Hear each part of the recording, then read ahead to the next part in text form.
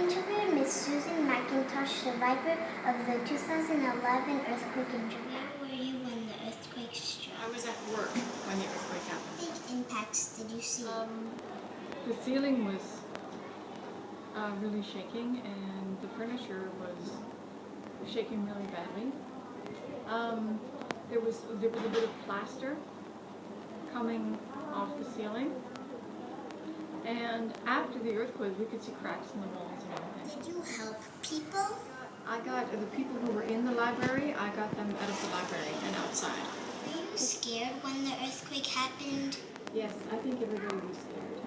What did you do after the earthquake happened? After the earthquake, we were all outside and we were waiting for the kids' parents to pick them up.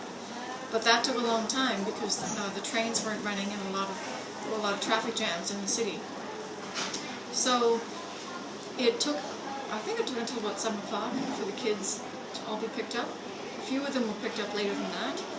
And then we organized who was going to stay at somebody's house, like people within walking distance. People who had to take the train like me, we stayed at somebody else's house. What did you see when the earthquake was happening? I saw the walls shaking and I saw furniture moving and I saw things falling off of tabletops and everything.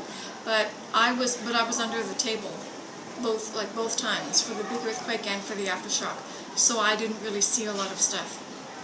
What I saw was just things that were on the floor and stuff like that. Does Japan stay safe from earthquakes now? Japan has been working for a long time. They always work for ways to improve safety for earthquakes or from earthquakes, because there are so many earthquakes that happen in that country that they have to make sure that everything is a really high safety quality. Let's see, for schools, all schools have to have one helmet for each child. That's a safety law. Things like bookshelves have to be secured to the wall. Basically, things have to be kind of nailed down as much as they can.